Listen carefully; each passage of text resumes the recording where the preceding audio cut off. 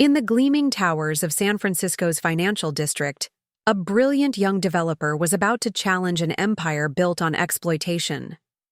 What started as late-night coding sessions took a shocking turn when they came face-to-face with the true cost of corporate greed.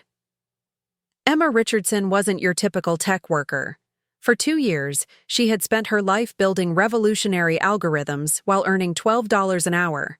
Known for her perfectionist code that saved clients millions, while she could barely afford rent. When she discovered Apex Solutions was billing her work at $300 per hour while paying her subsistence wages, she had no idea she was walking into a battle that would reshape Silicon Valley. Emma's decision to build Nexus, a revolutionary AI platform, in her cramped apartment that would lead to the largest worker uprising in tech history. What began as personal frustration would become a movement that exposed systematic exploitation across the entire consulting industry. The tech world would never be the same after one undervalued developer proved that innovation belongs to those who create it, not those who steal it.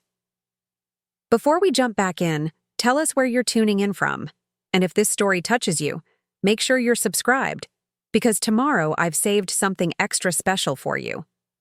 The blue light from 3 monitors cast Emma Richardson's face in an ethereal glow as her fingers danced across the keyboard. Lines of code scrolled past her tired eyes, elegant algorithms that would revolutionize data processing for Meridian, financial Apex Solutions' biggest client. Around her, the open plan office buzzed with the familiar sounds of corporate productivity, keyboards clicking, phones ringing, and Derek Whitman's voice carrying from the glass-walled conference room. "Absolutely, Mr. Hartwell," Derek's voice boomed with practiced confidence. "Our team has been working around the clock on your security infrastructure. At $300 per hour, you're getting the absolute best minds in the industry." Emma's hands stilled on her keyboard. $300 per hour. She glanced at her last paycheck stub, tucked between her monitor and a stack of technical manuals. $12 an hour. The numbers seemed to mock her, stark and unforgiving in their disparity. A flutter of movement caught her peripheral vision. Derek's assistant was rushing toward the conference room with a stack of papers, and one sheet had broken free from the pile, sliding across the polished floor. Emma leaned down to retrieve it, her eyes catching the header before she could stop. Herself. Meridian Financial Billing Statement. Her breath caught. There, in neat rows, were the hours billed under her employee ID number. 8 hours yesterday, 8 hours the day before. Each entry marked at $300 per hour. Her mind calculated automatically $2,400 per day for work she was paid $96 to complete. "Emma?" The assistant's voice startled her back to reality. "Could you—" "Oh, thank you." Emma handed over the paper with steady fingers, though her heart hammered against her ribs. The assistant disappeared into the conference room, and Emma turned back to her screens, but the code blurred before her eyes. Everything she'd been feeling, the exhaustion, the frustration, the nagging sense that something was fundamentally wrong, crystallized into a single burning truth. She was being robbed. Systematically. Legally. "Richardson!" Derek's voice cut through her thoughts as the conference room door opened. "We need the Meridian patch deployed by 3 o'clock. The client's breathing down our necks." Emma looked, up to see Derek striding toward her desk, his Italian leather shoes clicking against the floor. Behind him, through the glass walls, she could see the Meridian executives still seated around the table, their suits worth more than her monthly salary. "The patch is ready," Emma said quietly. "I finished the final tests this morning." Derek's eyebrows shot up. "This morning? I thought you said it would take until Friday." "I found a more efficient solution." Emma's voice remained steady, professional. "The algorithm I developed reduces processing time by 60% while strengthening the security protocols." For a moment, Derek's mask slipped, revealing something that might have been admiration or envy. Then his practiced smile returned. Excellent work. I'll present it to the client. Emma watched him walk back to the conference room, her breakthrough nestled in his manicured hands. Through the glass, she saw him take his place at the head of the table, saw the Meridian executives lean forward with interest. Derek's gestures were animated, confident, as he explained her work as his own innovation. Revolutionary approach, she heard him say. My team and I have been developing this methodology for months. Her team. Emma's jaw tightened. She looked around the open office, at Marcus Kim hunched over his computer 2 desks away, at the other junior developers scattered throughout the space. Derek's team. His worker bees, invisible and interchangeable, while he collected the honey. The presentation continued for another hour. Emma tried to focus on her next project, but her eyes kept drifting to that conference room. She watched Derek's performance with new clarity, seeing the way he positioned himself as the genius behind every solution, the visionary leading Apex solutions to new heights. She thought about the apartment she shared with 2 roommates because her salary couldn't cover rent alone. She thought about the ramen noodles in her desk drawer, her lunch for the 3rd day this week. When the Meridian executives finally left, Derek emerged from the conference room like a conquering hero. His voice carried across the office as he spoke to Rebecca Stone, Apex's CEO, who had materialized as if summoned by the scent of success. Brilliant work on the Meridian solution, Derek, Rebecca said, her voice pitched to Carrie. Your innovation just saved them $2.3 million in potential breach damages. They're already talking about expanding the contract. Emma's fingers found her stress ball, squeezing until her knuckles went white. $2.3 million. The number echoed, in her head, taunting her with its magnitude. The afternoon crawled by in a haze of bitter awareness. Every keystroke felt like a betrayal of herself. Every algorithm a gift to people who saw her as nothing more than a useful tool. When 6 o'clock finally arrived, most of the office began their evening exodus, but Emma remained at her desk. She had work to finish, work that would be billed at $300 per hour while she earned $12. Rough day? Sarah Martinez's voice was gentle as she appeared beside Emma's cubicle. The senior developer was one of the few people at Apex who treated Emma like an equal, perhaps because Sarah remembered what it felt like to be underestimated. Emma looked up, surprised to find tears threatening at the corners of her eyes. You could say that. Sarah glanced around the nearly empty office, then pulled up a chair. I saw the Meridian presentation. That was your algorithm Derek was showing off, wasn't it? Emma nodded, not trusting her voice. How much do you think they're billing for your work? Sarah's question was quiet, careful. 300 hour. The words tasted bitter in Emma's mouth. Sarah's expression darkened. And they're paying you? 12. For a long moment, Sarah said nothing. She stared at the darkened conference room where Derek had performed his theft, her jaw working silently. Finally, she spoke. I had a startup once, before Apex. Her voice was distant, remembering. Brilliant idea, solid technology. But I was young, naive. I thought talent was enough. Emma waited, sensing there was more. The established players don't compete with innovation, Emma. They absorb it. They find the people creating the future and they swallow them whole. Sarah's eyes met Emma's. The system isn't broken. It's working exactly as designed. Something crystallized in Emma's chest, not just anger, but purpose. What if someone didn't let themselves get swallowed? Sarah's smile was sad but proud. Then they'd have to be very careful, and very smart. She stood, gathering her things. Get some rest, Emma. Tomorrow's going to come whether we're ready or not.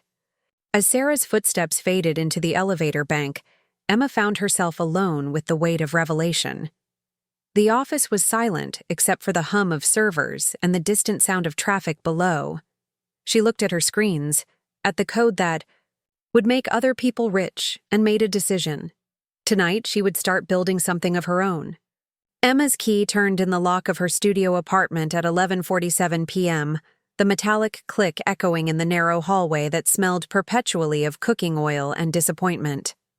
She kicked off her work shoes, sensible flats that had walked the corporate tightrope for 2 years, and surveyed her domain.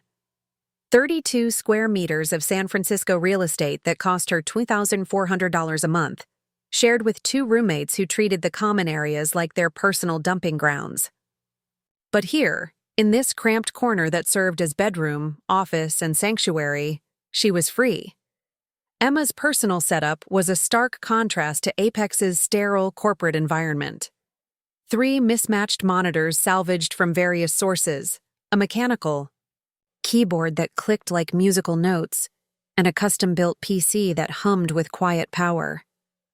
The desk itself was a door she'd bought from a hardware store and mounted on adjustable legs, functional, inelegant, and entirely hers. She pulled up her code editor and stared at the blank screen. Sarah's words echoed in her mind. "The system isn't broken. It's working exactly as designed." The cursor blinked, waiting, challenging her to prove that she was more than just another cog in Derek Whitman's profit machine. Emma's fingers hovered over the keyboard, then began to move with growing confidence. She started with something she knew intimately: project management. Every day at Apex, she watched brilliant minds waste hours navigating clunky interfaces, fighting software that seemed designed to impede rather than enable.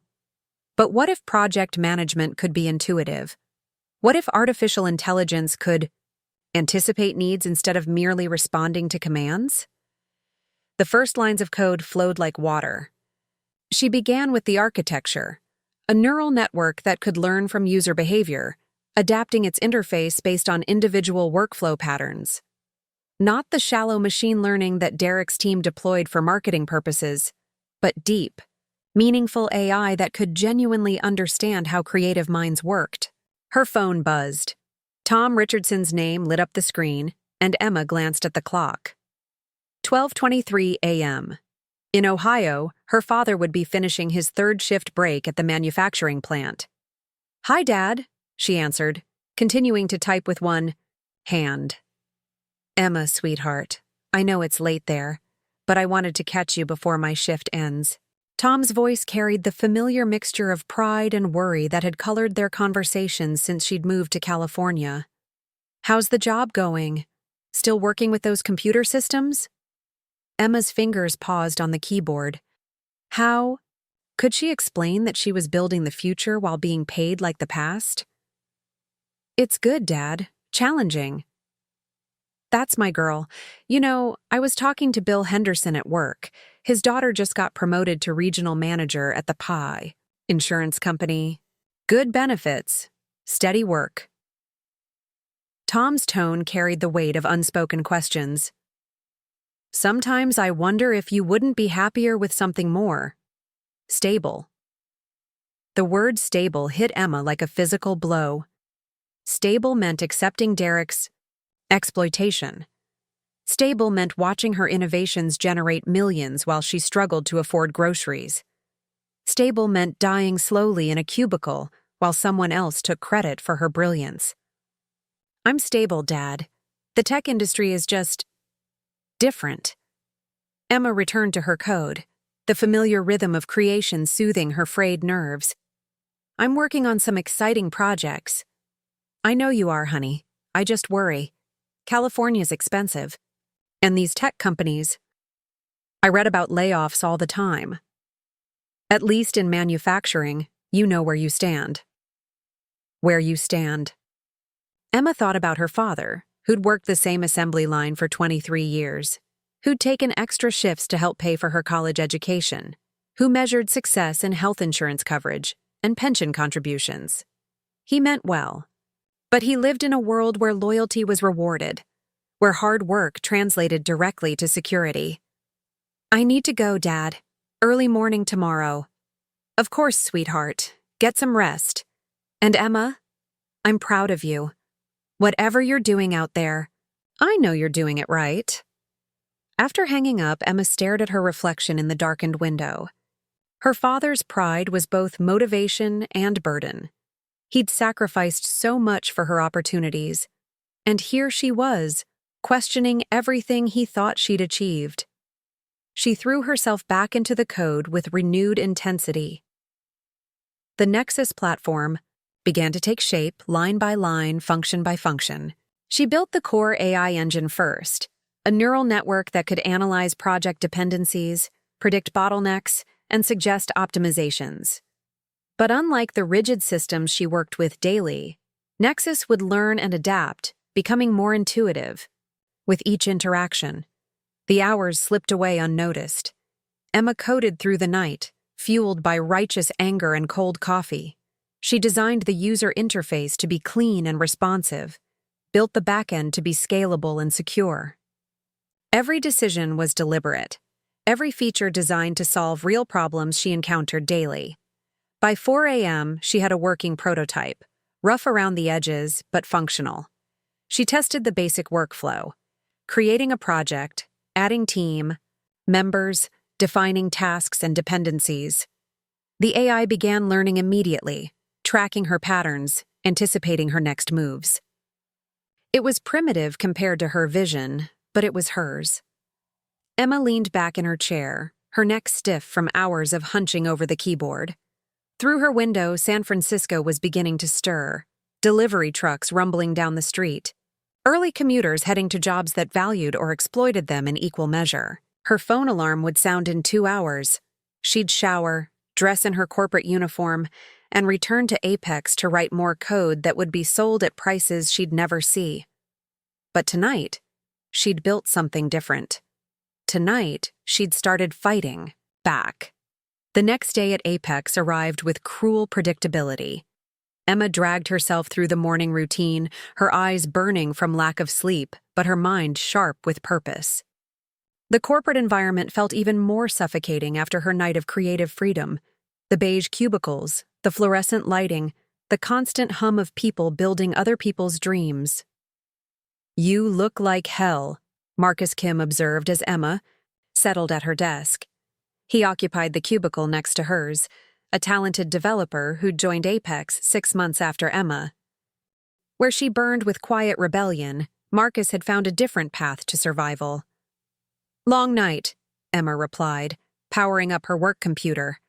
The corporate-issued machine felt sluggish compared to her personal setup, another reminder of how little the company invested in its ground-level talent. "You should pace yourself," Marcus said, his voice carrying the wisdom of someone who'd learned to manage expectations. "Derek doesn't notice when you stay late, but he'll definitely notice if you burn out." Emma glanced at Marcus, seeing a reflection of the path she could have taken. He was brilliant. His code was clean, efficient, innovative within the narrow parameters Apex allowed. He'd also learned to play the game, attending company social events, laughing at Derek's jokes, positioning himself as a team player rather than a troublemaker. "How do you stand it?" Emma asked quietly, her screen still loading. "Watching them take credit for everything we build?" Marcus's expression grew careful, the way it always did when conversations veered toward dangerous territory. "It's a job, Emma. A good job. You think it's different anywhere else?" "It could be." "No," Marcus said firmly. "It really couldn't. You think startups are better? Half of them fail in the first year. The other half get bought by companies like Apex." He lowered his voice further. "Sarah Martinez tried the startup route. Look how that worked out for her." Emma's computer finally finished loading, and she opened her development environment. The corporate codebase looked different now, sterile, constrained, lacking the elegance she'd built into Nexus just hours earlier. Every line felt like a compromise, every function a surrender to mediocrity. "Besides," Marcus continued, "Derek's not that bad if you know how to handle him. He needs us more than he admits. Play the game right, and there's room for advancement." Emma watched Marcus return to his work, his fingers moving with practiced efficiency across code that would make Derek look brilliant in next week's client presentation. She understood his logic. It was the same calculation that kept millions of workers accepting less than they deserved. The devil you know versus the uncertainty of rebellion. But as she began her assigned tasks, Emma felt the weight of her secret project like a warm coal in her chest. Marcus saw only two choices: accept exploitation or risk failure. Emma was building a third option. The day crawled forward with excruciating normalcy. Derek made his rounds, dispensing condescending advice and claiming ownership of innovative solutions. The client calls continued, billing hours at rates that mocked Emma's actual compensation. The corporate machinery ground on, converting talent into profit with ruthless efficiency. But in quiet moments between tasks, Emma's mind wandered to Nexus. She mentally refined algorithms, planned new features, imagined how the platform could transform the way teams work together. The double life was exhausting, but it was also intoxicating. She was no longer just surviving the system. She was building something to replace it. As evening approached and the office began to empty, Emma felt the familiar pull of her true work. Tonight, she would make Nexus better. Tonight, she would prove that innovation didn't require exploitation, that brilliant work could emerge from freedom rather than desperation. The cursor blinked on her screen, patient and infinite with possibility. Emma Richardson was no longer just another undervalued developer. She was becoming something far more dangerous to the status quo, a creator who refused to be consumed. The Tech for Good meetup occupied a trendy co-working space in the Mission District, its exposed brick walls and Edison bulb fixtures radiating the kind of studied authenticity that made Emma simultaneously nostalgic and cynical. She'd almost skipped the event. Her second week of midnight coding sessions had left her running on caffeine and stubborn determination. But something about the evening's topic, technology's social impact, had drawn her out of her apartment. Emma nursed a craft beer that cost more than her lunch budget while scanning the crowd.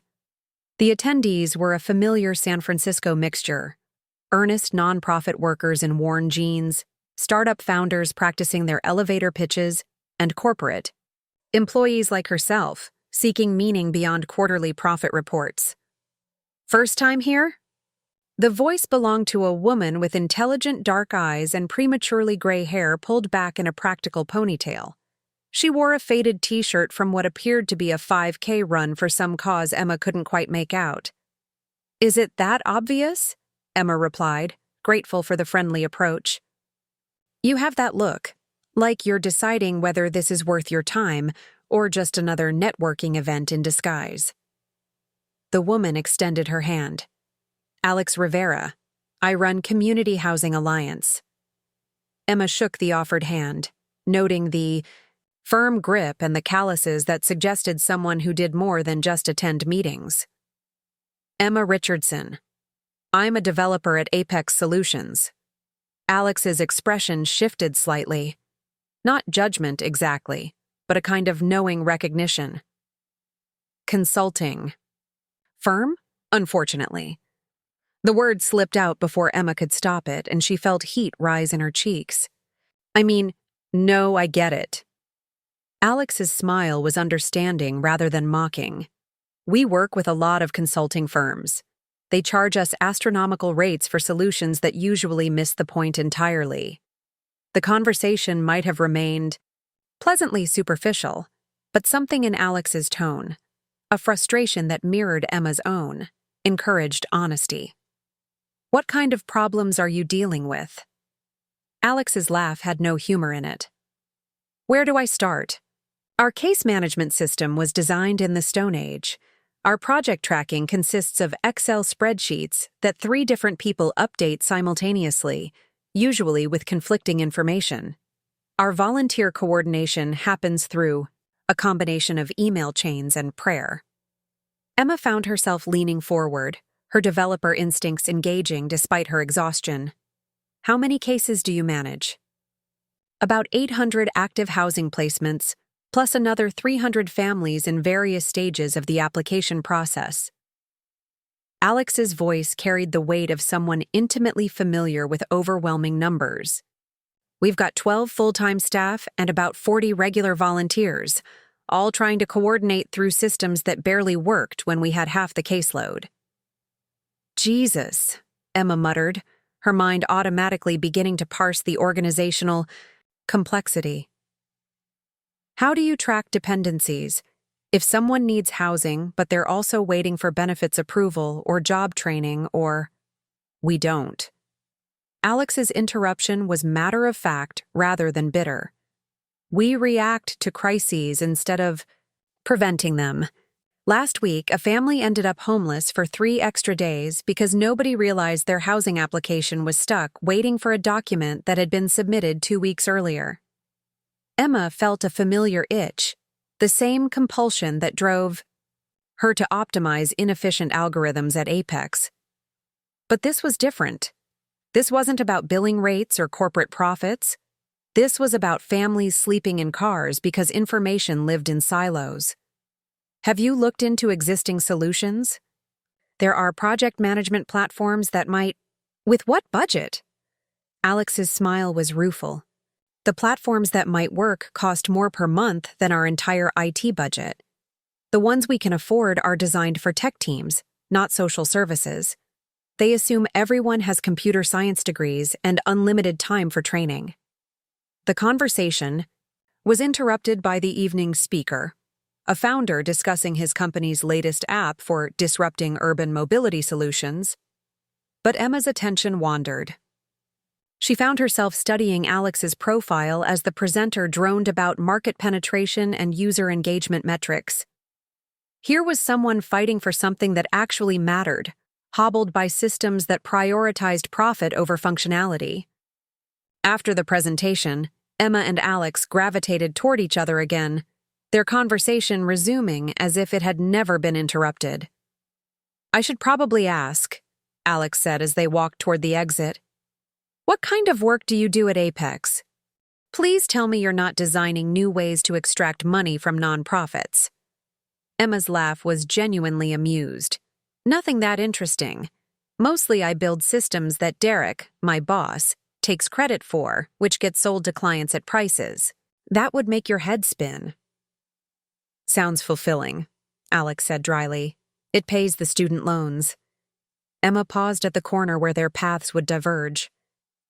The evening had been the first time in weeks she talked about technology with someone who understood its potential for good rather than just profit. Would you be interested in showing me your current setup? The technical side. I mean, maybe there's something simple that could help." Alex studied Emma's face, seeming to weigh something internal. "You know this isn't a consulting gig, right? We can barely afford to buy you coffee." "I know." Emma surprised herself with the firmness of her response. "I'm not looking for work. I'm looking for something worth working on." 3 days later, Emma found herself in Community Housing Alliance's cramped offices in a converted warehouse space that smelled of industrial coffee and determination. The technical infrastructure was exactly as dire as Alex had described, a collection of aging computers running software that belonged in a museum. "This is our nerve center," Alex said, gesturing to a corner where 3 staff members hunched, over monitors displaying what appeared to be elaborate spreadsheets. Maria tracks housing applications, David manages volunteer schedules, and Lisa coordinates with city services. They spend about half their time just figuring out what the others are working on. Emma watched the controlled chaos with a developer's eye, seeing the inefficiencies that multiplied human effort without adding value. These people were brilliant. She could see it in how they improvised solutions, how they remembered details that should have been systemized. But they were fighting their tools instead of being empowered by them. "What if," Emma said carefully, "I could build you something custom? Not a Band-Aid solution, but something designed specifically for housing services." Alex's expression grew cautious. "Emma, I appreciate the offer, but we've been down this road before. Well-meaning tech? Volunteers who promise the world and disappear when they realize how complex our needs are. This would be different." Emma's mind was already racing, seeing how Nexus's core architecture could be adapted for social services. The AI engine could learn case patterns, predict bottlenecks, suggest interventions. The workflow management could coordinate between housing, benefits, employment services. Give me 2 weeks. If what I show you isn't useful, I'll walk away. Alex studied Emma's face, looking for something: sincerity, competence, the rare combination of technical skill and genuine care. Whatever she saw there must have been convincing. 2 weeks, Alex agreed. But Emma, these aren't just cases to us. These are families, people whose lives get turned upside down when systems fail. If you're going to do this, do it right. That night, Emma stared at her Nexus codebase with new eyes. The project management platform she'd been building in anger was suddenly something else entirely: a tool that could house families instead of generating profit, a system that could coordinate care instead of extracting value. She began adapting the core algorithms, rebuilding interfaces around the specific needs Alex had described. The AI engine learned to recognize housing application patterns, flag potential delays, suggest interventions before crises developed. The workflow management transformed from corporate project tracking into a comprehensive case management system. Emma coded with an intensity that surprised her, driven by something deeper than the anger that had initially motivated Nexus. She was building something that mattered, creating technology that served humanity rather than exploiting it. For the first time since joining Apex, her technical skills felt aligned with her values. 2 weeks later, she returned to Community Housing Alliance with a laptop containing something unprecedented: a fully functional case management system. Built specifically for their needs, powered by artificial intelligence that could learn and adapt, designed by someone who understood both their technical requirements and their human mission. "I call it Nexus," Emma said as she opened her laptop in Alex's cluttered office. "It's designed to learn from your workflow patterns and anticipate problems before they become crises." Alex leaned forward as Emma demonstrated the system, her skepticism gradually transforming into something that looked remarkably like hope. The interface was intuitive, the functionality comprehensive, the learning capabilities genuinely impressive. This is exactly what we need," Alex said softly. "How did you—" "Emma, this would cost us $50,000 from a consulting firm. Probably more." Emma felt a warmth spread through her chest that had nothing to do with the coffee growing cold beside her laptop. "It's yours. No charge, no strings attached." "I can't accept this. The work you've put in—" "Alex." Emma's voice was firm. "This is the most important thing I've built in 2 years. You're not taking something from me. You're giving my work meaning." As Alex began exploring the system's capabilities, Emma watched her face transform. Here was someone seeing her problems not just acknowledged, but solved. Her team's potential not just recognized, but unleashed. The technology Emma had built in anger was becoming something else entirely in Alex's hands: a tool for justice, a platform for hope. Neither of them could have predicted that this moment, this gift born from frustration and shaped by compassion, would soon change both of their lives in ways that would ripple far beyond Community Housing Alliance's converted warehouse walls. 3 weeks after deploying Nexus at Community Housing Alliance, Emma's phone buzzed with a text from Alex at 7:23 a.m. "You need to see this. Twitter is exploding." Emma fumbled for her laptop, still groggy from another late night of coding. Improvements to the system. She'd been refining Nexus's predictive algorithms, adding features that Alex's team had requested after seeing how the platform transformed their daily operations. What had once taken hours of manual coordination now happened automatically. Case. Workers arrived each morning to find their priorities organized, potential conflicts flagged, and resource recommendations waiting for review. The Twitter thread that greeted Emma made her coffee cup freeze halfway to her lips. Alex Rivera, Che.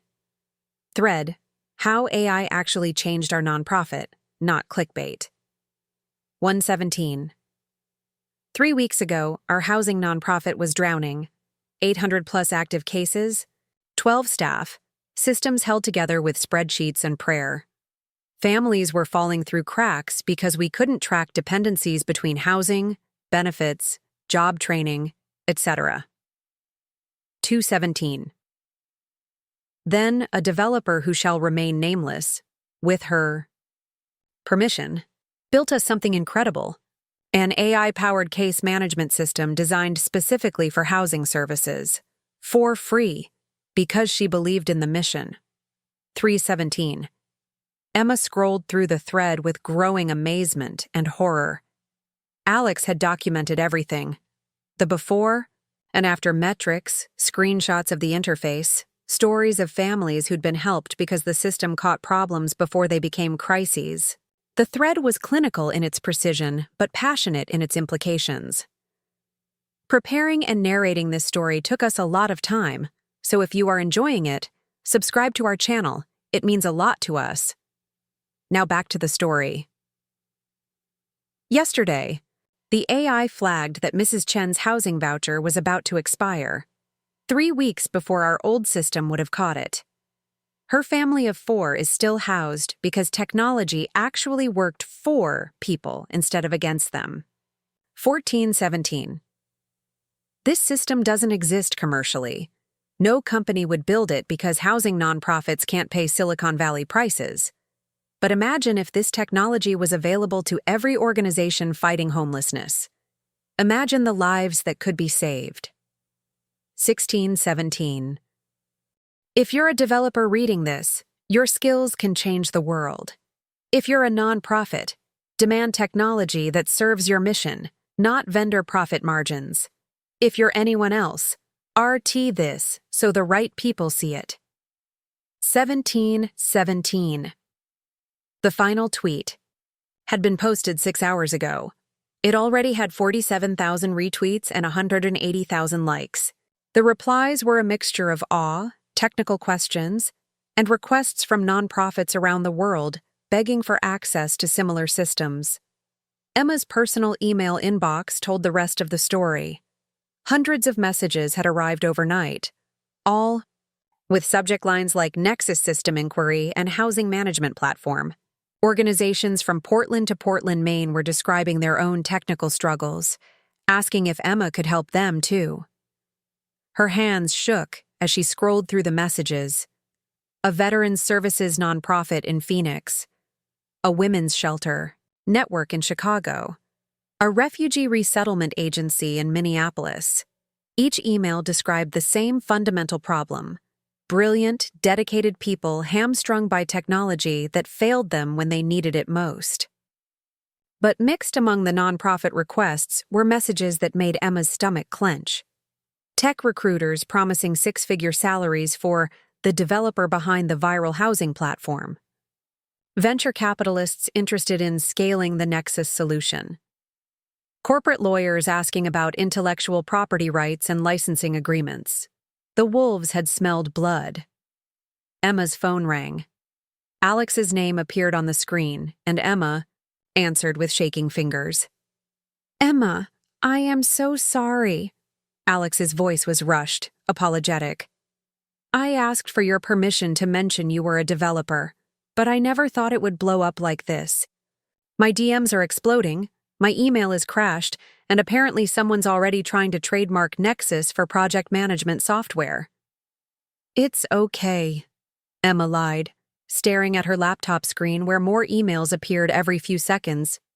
"You were just sharing your success story. This is not okay. I've put you in danger, haven't I? Your company, do they know you built this?" Emma's blood turned to ice. Derek.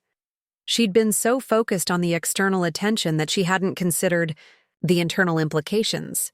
If Apex learned about Nexus, if Derek realized she'd built something this sophisticated on her own time. "I have to go," Emma said, ending the call and immediately opening her work laptop.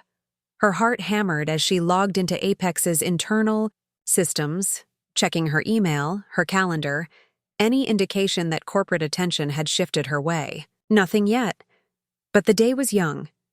Emma's morning commute felt like walking through a minefield. Every step toward Apex's gleaming offices carried the weight of exposure, the knowledge that her secret was spreading across social media at viral velocity.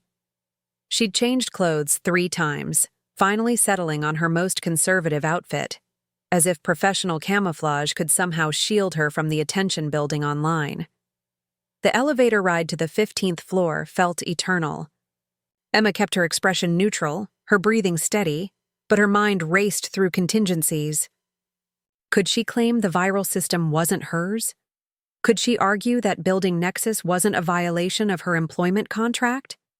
Could she survive Derek's inevitable fury if he discovered her double life? Richardson. Derek's voice cut through her spiraling thoughts as soon as she reached her cubicle. He stood beside her desk, his expression unreadable, holding what appeared to be a printout. Conference room. Now.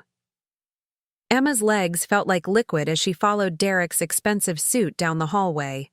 The conference room door closed behind them with a sound like a coffin lid, and Derek gestured for her to sit while he remained standing, a power play as obvious as it was effective.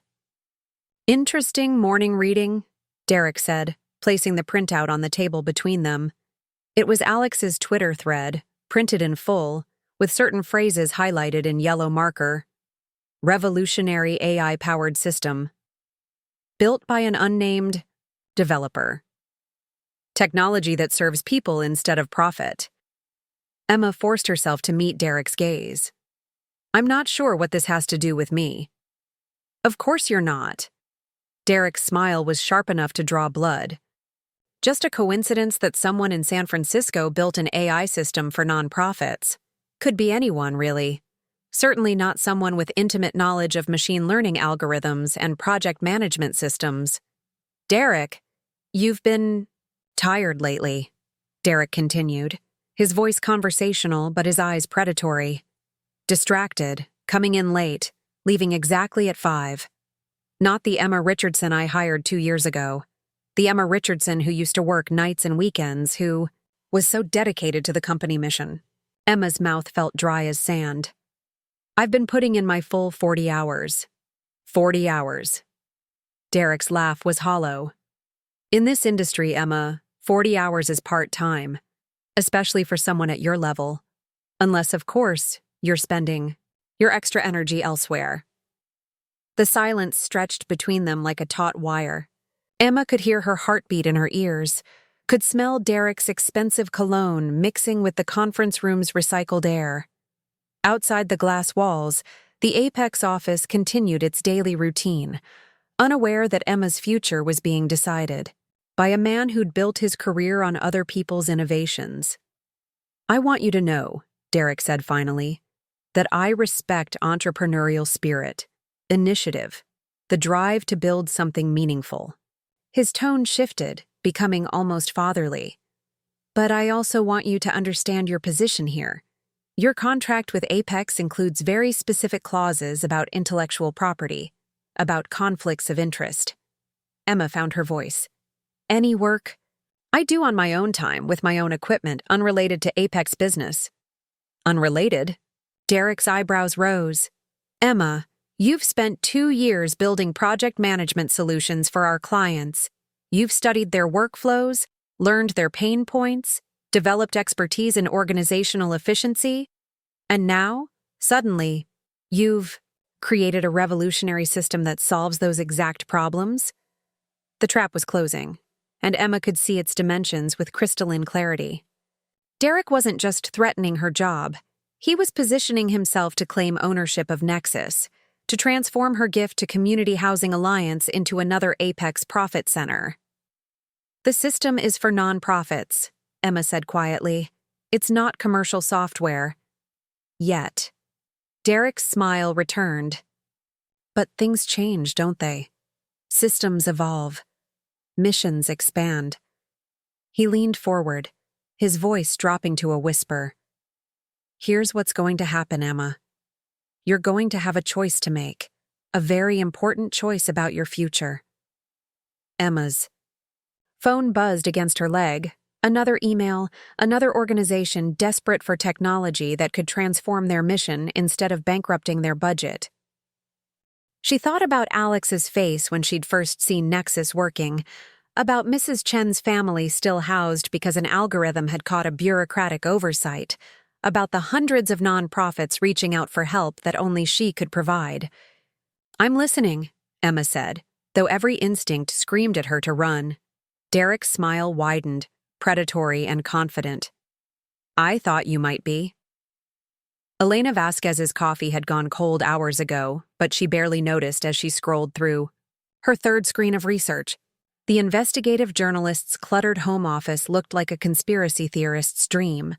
Printouts taped to walls, sticky notes creating a rainbow web of connections, and multiple monitors displaying everything from LinkedIn profiles to SEC filings. The story had started simple enough, a piece about wage disparities in the tech consulting industry. But the viral Twitter thread about the nonprofit AI system had opened a new angle, one that made Elena's investigative instincts sing with possibility. She'd spent the morning mapping connections. Alex Rivera's carefully anonymous developer was almost certainly Emma Richardson, a junior developer at Apex Solutions whose LinkedIn profile showed exactly the technical background needed to build sophisticated AI systems. More interesting was what Elena had discovered about Apex's billing practices. Consulting firms billing $300+ per hour for junior developer work, Elena typed into her notes. Industry standard appears to be 2,400% markup over actual wages. Pattern. Suggests systematic wage theft disguised as business model. Her phone buzzed with a text from her editor. "How's the consulting piece coming? Need it by Friday for the weekend edition."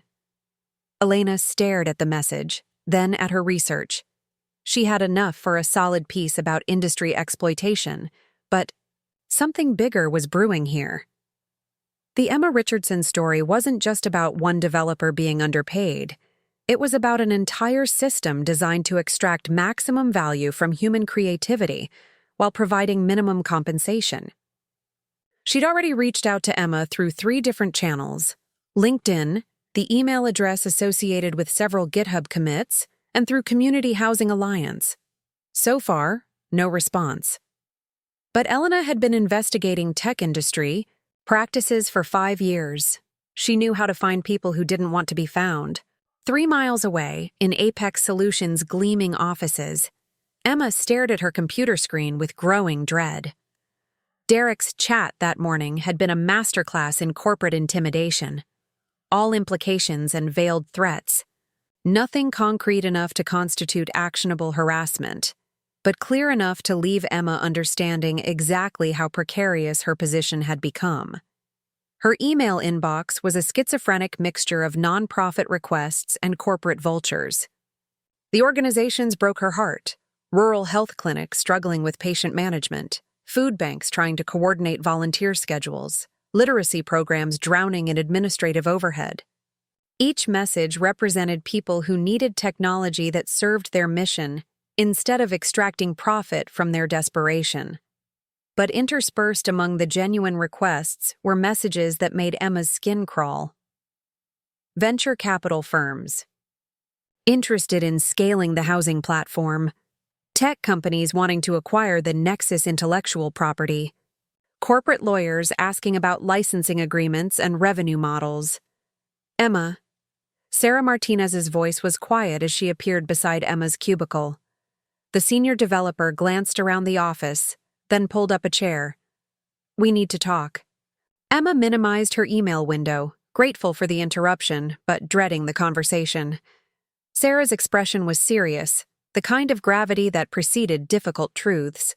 "Derek's been asking questions," Sarah said without preamble. "About your work habits, your technical skills, your after-hours activities. He's also been making calls to IT about monitoring employee internet usage." Emma's stomach dropped. "Monitoring?" "Nothing official yet, but I've seen this before." Sarah's voice carried the weight of experience. "They start building a case slowly. Document every minor infraction, every policy violation. until they have enough ammunition to justify whatever they want to do. I haven't violated any policies, Emma said, though her voice lacked conviction. Sarah's smile was sad but knowing. Emma, policies at companies like Apex are written to be violated. They're so broad, so vague, that anyone can be found in breach if someone wants them gone. She paused, seeming to weigh her words. Can I tell you about my startup? Emma nodded, sensing this was important. 10 years ago, I had an idea for streamlining software development workflows. Revolutionary stuff. AI-powered code review, automated testing optimization, integrated project management. I built it in my spare time, bootstrapped the company, got initial funding. Sarah's expression grew distant, remembering.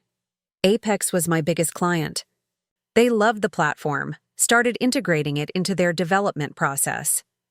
Then one day, I got a call from their lawyers. Cease and desist. They claimed I'd developed the technology using knowledge gained while consulting for them, that the intellectual property belonged to Apex. Emma felt ice forming in her veins. What happened? Legal battle lasted 18 months. Cost me everything. The startup, my funding, my relationship, my savings. Sarah's voice was matter-of-fact, but Emma could see the old pain flickering in her eyes. Apex's lawyers were better than mine. They had resources I couldn't match. Eventually, I had to settle. The technology became the foundation for Apex's current development platform, the one you use every day. Sarah's smile was bitter. They gave me a job as part of the settlement. Senior developer, good salary, stock options, hush money disguised as career advancement. Emma stared at her computer screen, seeing her reflection in the dark monitor. Why are you telling me this? Because I see you making the same choices I made. Building something important, something that could change the world. And I see Derek circling like a shark. Sarah leaned closer. Emma, whatever you're working on, whatever that Twitter thread was really about, you need to be very, very careful. Before Emma could respond, her phone buzzed. A text from an unknown number. This is Elena Vasquez, tech journalist with TechCrunch. I'd like to discuss your work with nonprofit technology solutions. Can we talk? Emma showed the message to Sarah, whose expression darkened. Journalist? Sarah muttered. That's the last thing you need right now. Media attention will force Derek's hand. Emma's mind raced through implications. Elena Vasquez. She'd read the woman's articles, knew her reputation for thorough, uncompromising investigation of tech industry practices. Having her attention was both opportunity and disaster. What do I do? Emma asked. Sarah was quiet for a long moment, studying Emma's face. That depends. How much are you willing to risk for whatever you've built? That evening, Emma sat in her apartment with her laptop open to Elena Vasquez's email. The journalist had sent a follow-up message with impressive research, screenshots of Apex's billing practices, quotes from former employees about wage disparities, a detailed analysis of the consulting industry's exploitation patterns. I'm not interested in exposing you personally, Elena had written. I'm interested in exposing a system that transforms brilliant technologists into profit centers while paying them subsistence wages. Your story could help change that system. Emma's father called while she was reading Elena's research. Tom. Richardson's voice was tired, carrying the strain of another long shift at the manufacturing plant. Emma, honey, I wanted to let you know. I've been having some chest pains. Nothing serious, the doctor says, but they want to run some tests. Emma's attention snapped away from her laptop. Dad, what kind of chest pains? When did this start? Couple weeks now. Probably just stress, you know how it is. Tom's tone was dismissive, but Emma could hear the worry underneath. The insurance should cover most of the tests, but there might be some copays. Copays. Emma thought about her savings account, depleted by San Francisco rent and student loan payments. She thought about the nonprofit organizations begging for technology they couldn't afford. She thought about Derek's threats and Sarah's warnings and Elena's investigation. "I can help with the medical costs," Emma said automatically. "No, sweetheart. You've got your own expenses. California's expensive, and I know you're still paying off school." Tom's voice was firm. "Besides, it's probably nothing. Just the doctor being cautious." After hanging up, Emma stared at her laptop screen where Elena's message waited for a response. The journalist was offering something Emma hadn't expected. Not exposure, but alliance. The chance to turn her personal exploitation into a broader narrative about systemic change. But accepting that alliance meant crossing a line she couldn't uncross. It meant transforming from individual victim to public symbol. It meant Derek would know exactly what she'd built and exactly how much danger it represented to Apex's business model. Emma's phone buzzed with another email. Rebecca Stone, Apex's CEO, requesting a meeting tomorrow morning. The message was brief, professional, terrifying in its implications. "Ms. Richardson, I'd like to discuss your recent projects and future opportunities at Apex. Please see my assistant to schedule a convenient time." Emma closed her laptop and walked to her window, looking out at San Francisco's glittering landscape. Somewhere in those lights were nonprofits struggling with inadequate technology, brilliant developers accepting exploitation as the cost of stability, and executives like Derek Whitman building fortunes on other people's innovations. Tomorrow, she would walk into Rebecca Stone's office and discover whether Apex intended to destroy her or co-opt her.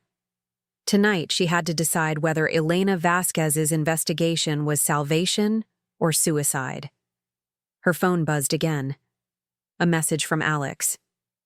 "Whatever happens next, I want you to know, Nexus has already saved lives. Mrs. Chen's family, the Williams kids, dozens of others. That can't be undone, no matter what anyone tries to take from you." Emma smiled for the first time in days. Whatever Rebecca Stone wanted to discuss, whatever Elena Vasquez intended to publish, the technology she'd built was already working. Families were housed. Problems were being solved. Her gift to the world had begun multiplying beyond her control. And sometimes, Emma realized, losing control was exactly what the world needed. Emma's hands trembled slightly as she pressed the elevator button for the executive floor. She'd arrived at Apex an hour early, spending the time in the lobby cafe rehearsing conversations she hoped would never happen. Rebecca Stone's assistant had scheduled the meeting for 9 a.m. sharp, early enough to avoid the regular office bustle, private enough to suggest this wasn't routine employee feedback. The executive floor was a different world from the cubicle farm below. Polished marble floors, original artwork, floor-to-ceiling windows that offered commanding views of San Francisco Bay. Emma's reflection in the glass looked small and uncertain, a junior developer dressed in her best approximation of executive attire. "Ms. Richardson?" Rebecca Stone's assistant was perfectly professional, perfectly intimidating. "Ms. Stone will see you now." Emma walked through mahogany doors into an office that belonged in architectural magazines. Rebecca Stone sat behind a desk that probably cost more than Emma's annual salary, her silver hair immaculate, her expression unreadable. At 55, Apex's CEO had built the company from a small consulting practice into an industry powerhouse, and every inch of her office radiated that accomplished authority. "Emma," Rebecca's voice was warm, almost maternal. "Please, sit. Coffee?" "No, thank you." Emma perched on the edge of an expensive chair, her notebook clutched like a shield. Rebecca studied Emma's face with the intensity of someone accustomed to reading people for profit. "You know why you're here." It wasn't a question, but Emma answered anyway. "I assume it's about the nonprofit project." Nexus. Rebecca's pronunciation was precise, clinical. "An impressive piece of technology. Revolutionary, according to the social media coverage.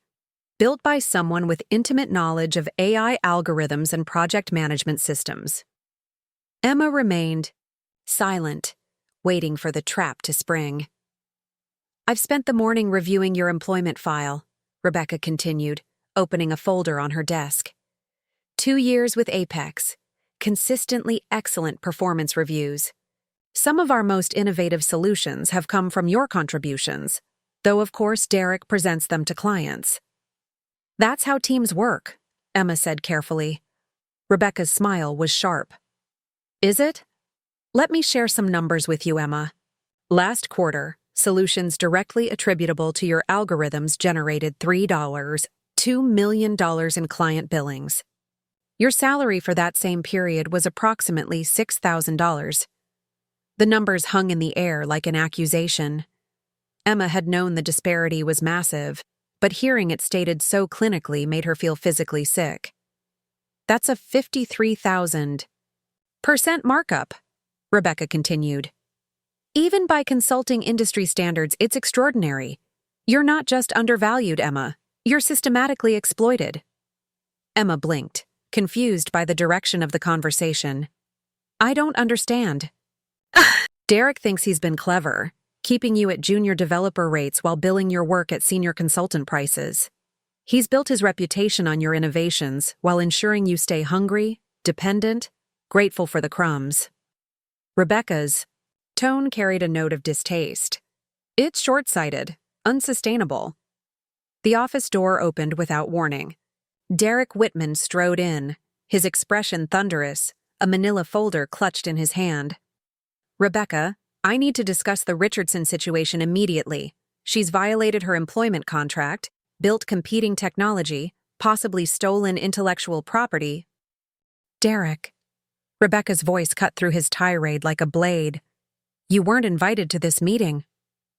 "This is my team member. My responsibility." Derek's face was flushed, his usual composure cracked. "Emma has been moonlighting, building systems that directly compete with our service offerings. It's a clear breach of her non-compete agreement." Emma watched the exchange with growing fascination. Derek was panicking, his carefully constructed authority crumbling in the face of his CEO's obvious displeasure. "Your team member," Rebecca repeated slowly.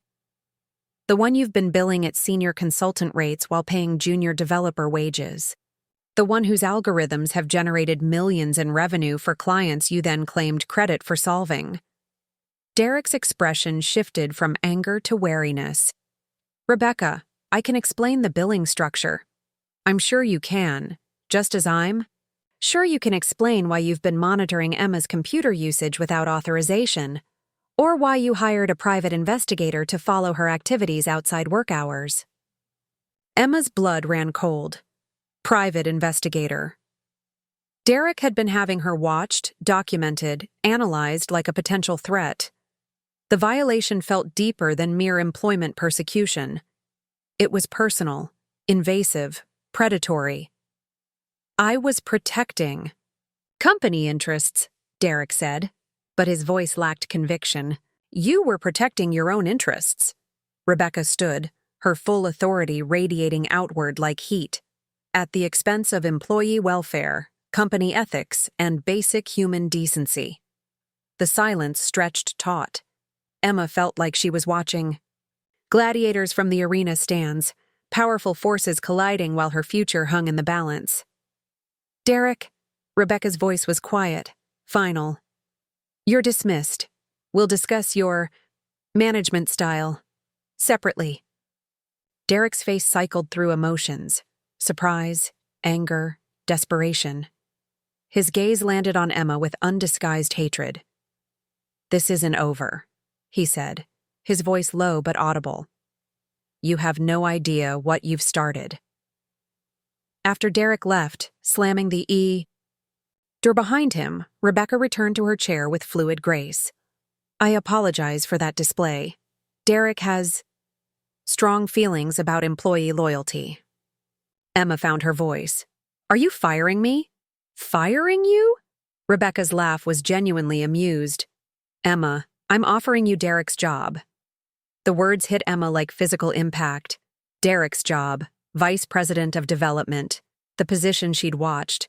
Him used to claim credit for her innovations, to exploit her talent, to build his reputation on her invisible labor. I don't understand, Emma managed. It's quite simple.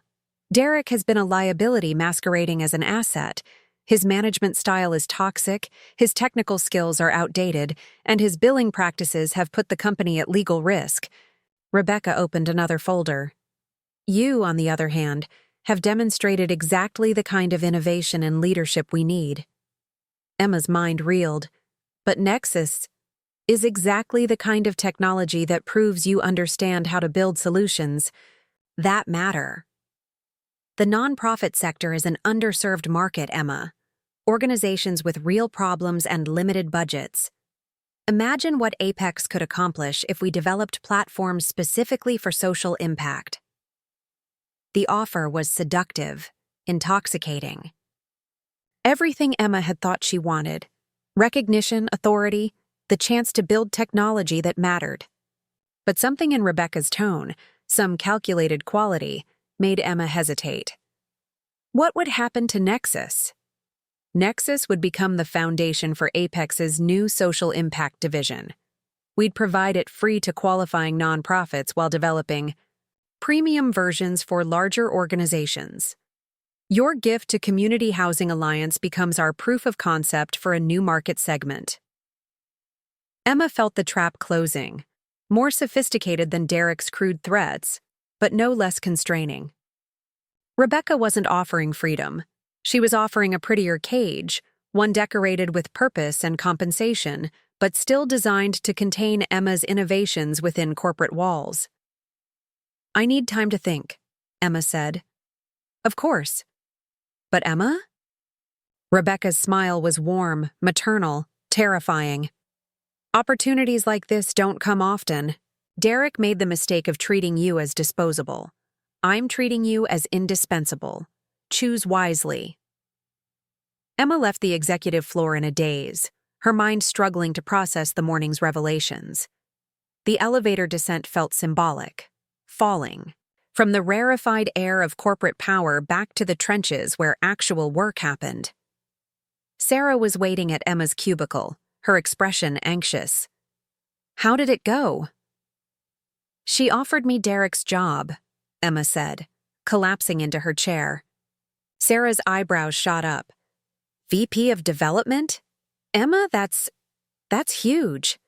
She wants to commercialize Nexus, turn it into a product line. Sarah's expression grew thoughtful. That's not necessarily bad. You could ensure it stays accessible to nonprofits while building something sustainable. Emma stared at her computer screen, seeing her reflection fragmented across multiple monitors. Sarah, when you had your startup, before Apex destroyed it, what was your goal? To build technology that made developers' lives better. To prove that software could be intuitive instead of frustrating. Sarah's voice carried old passion. To change how people worked. Did you accomplish that? Sarah was quiet for a long moment. In a way, the technology I built does help developers. It's just wrapped in Apex's corporate structure, sold at prices that limit access, controlled by people who don't understand its original purpose. Emma's phone buzzed. Elena Vasquez, the journalist, had sent another message. Breaking. Sources confirm Apex Solutions billing practices under investigation.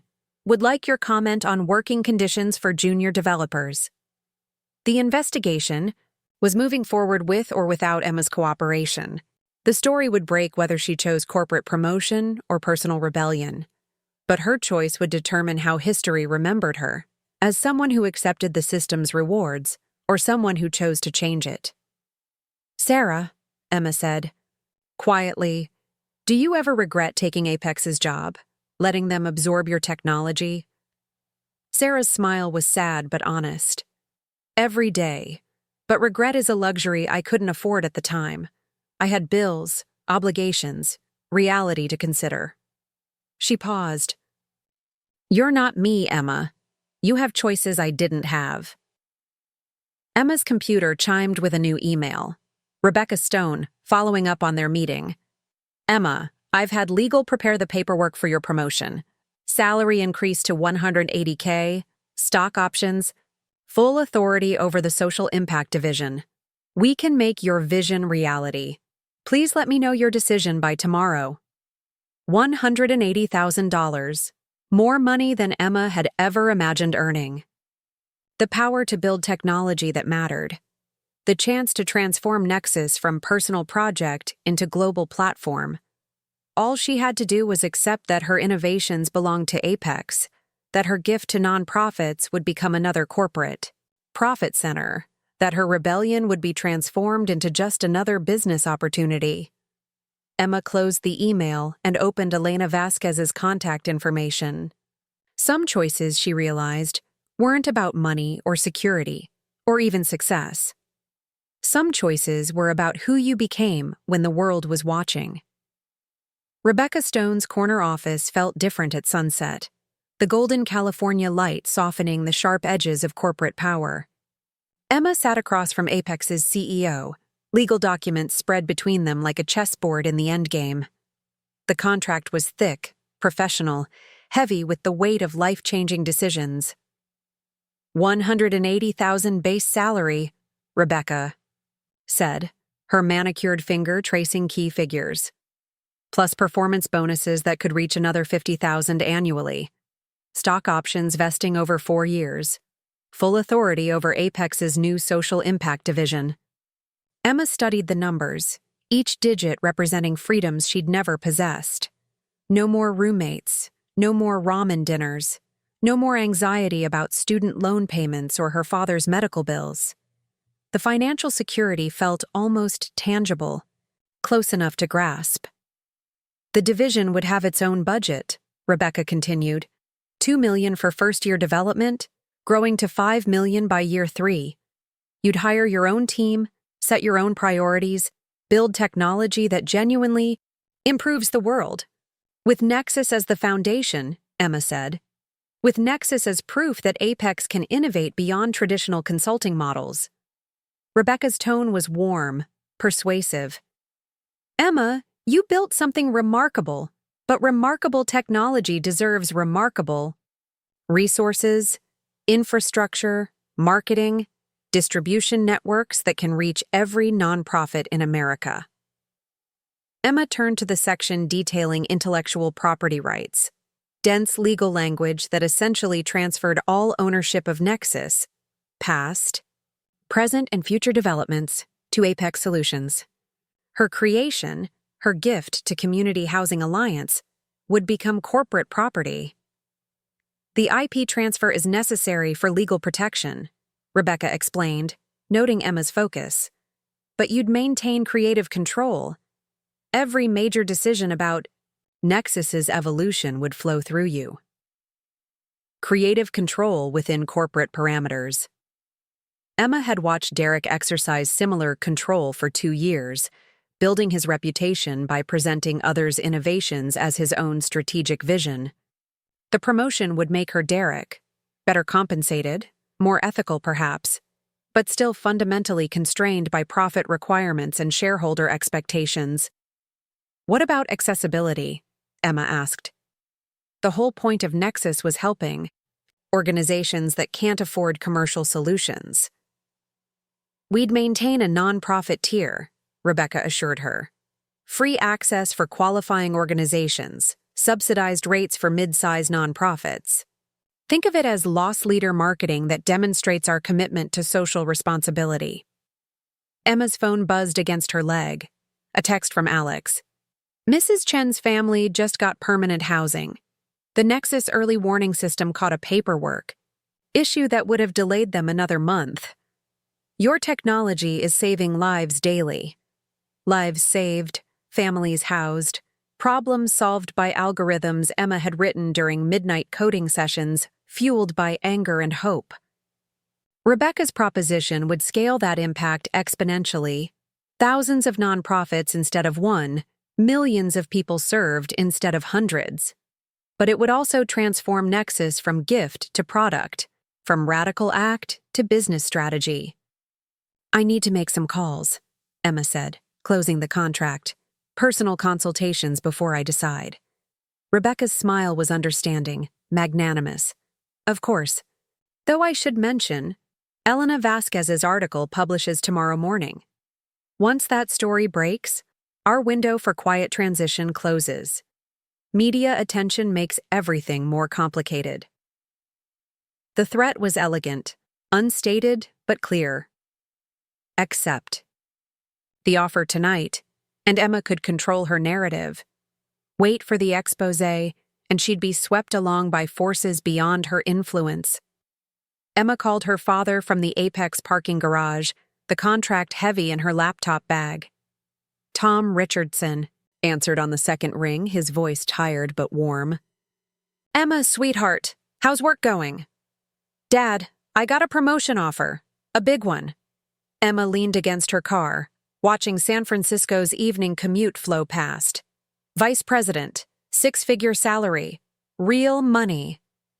Tom's excitement was immediate, genuine. Emma, that's wonderful. I knew you'd make it big out there. All those late nights, all that studying, it's finally paying off. There are complications.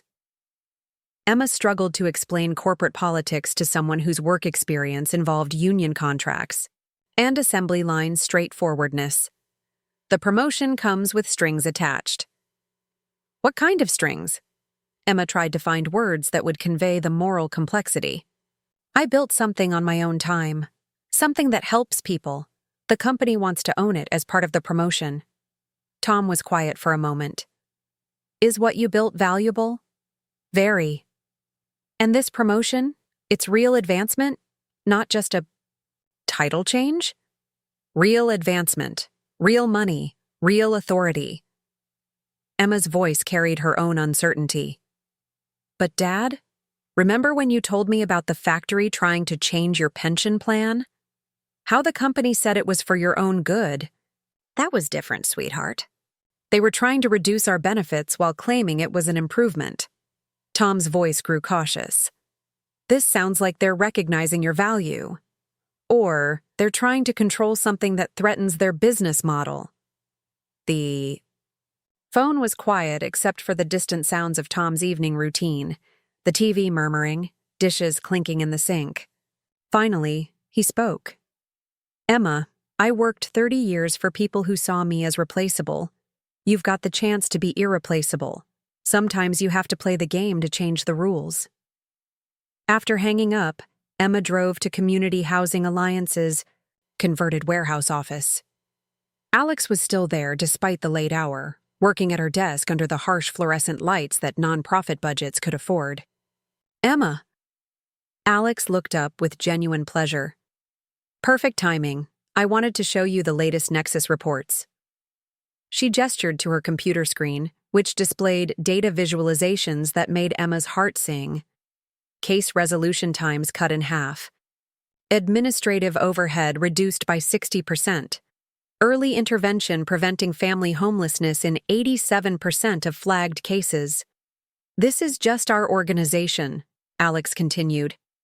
Imagine if every housing nonprofit had access to this technology. Imagine the families we could help. Emma sat down heavily. Alex, I need to tell you something. Apex wants to buy Nexus. They're offering me a VP position to oversee its commercial development. Alex's expression shifted from excitement to wariness. Commercial development? They'd keep a free tier for nonprofits like yours, but they'd also sell premium versions to larger organizations. Use Nexus as the foundation for a whole social impact division. With you in charge? With me in charge, but within corporate structure, board oversight, profit requirements, shareholder expectations. Alex leaned back in her chair, studying Emma's face. What do you want to do? I don't know. Emma's honesty surprised them both. The promotion solves every financial problem I have. It gives Nexus resources I could never provide alone. It validates everything I've built. But it also means giving up control of my creation, trusting that Apex will honor commitments to affordability and accessibility. believing that a consulting company built on exploitation can genuinely serve social justice. Alex was quiet for a long moment, her gaze moving between Emma and the computer screen displaying Nexus's impact metrics. "Can I tell you about my previous job?" Alex asked finally. "I was a corporate lawyer, big firm, wealthy clients, six-figure salary. I told myself I was saving money to eventually do nonprofit work. What changed? I realized eventually was a moving target. Every promotion, every raise, every stock option made it harder to leave. The golden handcuffs got heavier until I couldn't remember why I'd wanted to help people in the first place." Emma felt a chill of recognition. "You think I'm making the same mistake?" "I think you're facing the same choice I faced: security versus purpose, comfort versus integrity." Alex's voice was gentle but firm. "The difference is, you've already built something that changes lives. You don't need corporate validation to prove its worth." Emma's phone buzzed with another email from Rebecca Stone. "Emma, I've been thinking about our conversation. What if we structured the deal differently? You could maintain ownership of Nexus while licensing it to Apex for commercial development. Best of both worlds. Your independence, our resources. Licensing, joint venture. Partnership instead of acquisition." Rebecca was adapting her strategy, making the offer more palatable while maintaining corporate access to Emma's innovation. "They're not going to give up," Emma told Alex, showing her the email. Alex read the message, her expression growing thoughtful. "They can't afford to. You've proved that their business model is obsolete. Either they absorb your innovation or it threatens their entire industry." Outside the warehouse windows, San Francisco's lights glittered like scattered promises. Somewhere in those lights were nonprofits struggling with inadequate technology, brilliant developers accepting exploitation as the cost of stability, families whose lives hung in the balance of algorithmic decisions. Emma closed her laptop and looked at Alex, this passionate advocate who'd left corporate comfort to fight for housing justice, who'd risked everything on the belief that people deserved better than systemic indifference. "What would you do?" Emma asked. Alex's smile was sad but determined. "I'd remember that some gifts aren't meant to be sold, even at prices that seem impossible to refuse." Emma's phone shattered the 3 a.m. silence with a ringtone that sent ice through her veins, the emergency contact melody she'd assigned to her father's number. She fumbled for the device, her laptop sliding off her lap where she'd been refining Nexus's predictive algorithms, her mind instantly sharp despite the exhaustion. "Emma?" Her Aunt Linda's voice was tight with controlled panic. "Honey, you need to come home. Your dad's in the hospital." The words seemed to echo in slow motion. Emma was already reaching for clothes, her developer's mind automatically switching to crisis mode. Assess, prioritize, execute. What happened? "Heart attack. He collapsed at work during his shift," the paramedic said. Linda's voice broke slightly. "They said if his supervisor hadn't found him when he did, we might have lost him." Emma's hands shook as she pulled on jeans, her laptop still open on the bed displaying lines of code that suddenly seemed impossibly trivial. "Is he stable? Can he talk?" "He's stable now, but Emma, it was bad. They're talking about surgery, maybe bypass. The doctors want to run more tests, but..." Linda's voice carried the weight of working-class medical anxiety. "Honey, the insurance might not cover everything." Emma closed her eyes, her mind immediately calculating medical costs against her meager savings. Even with her father's factory insurance, a major cardiac event could bankrupt their family. The Apex promotion offer, sitting in her email like a golden lifeline, suddenly felt less like temptation and more like necessity. "I'm coming home," Emma said, already booking flights on her phone. "Tell him I'm coming home." 6 hours later, Emma sat in the sterile waiting room of Toledo General Hospital, her laptop bag at her feet and Alex beside her, providing the kind of quiet support that made Emma's chest ache with gratitude. Alex had insisted on coming despite Emma's protests. had canceled meetings, rearranged her schedule, and boarded a red-eye flight because she understood that crisis required presence, not just words. Emma Richardson? A doctor in blue scrubs approached, her expression professionally compassionate. I'm Dr. Patel, your father's cardiologist. Emma stood on unsteady legs. How is he? Stable. But it was a significant event. 2 major arteries are severely blocked. We need to perform a triple bypass surgery as soon as possible. Doctor. Patel's explanation was clear, methodical, devastating.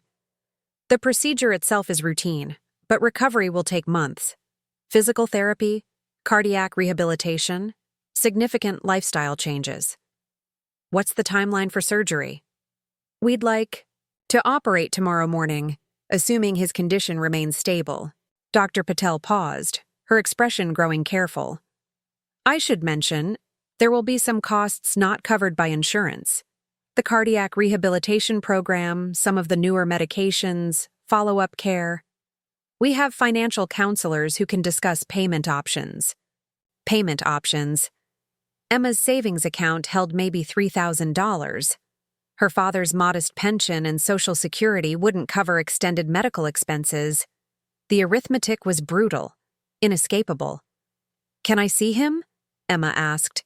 Tom Richardson looked smaller than Emma remembered, diminished by the hospital bed and the maze of wires connecting him to monitoring equipment. But his eyes lit up when he saw her, and his smile carried the same warmth that had sustained Emma through childhood disappointments and teenage uncertainties. There's my computer genius, he said, his voice hoarse but strong.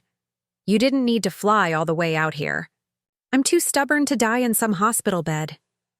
Emma took his hand, feeling the calluses earned through 3 decades of factory work. Dad, you scared us. Scared myself too, if I'm being honest. Tom's grip was surprisingly firm. But the doctors say I'll be fine. Just need some plumbing work, like an old house.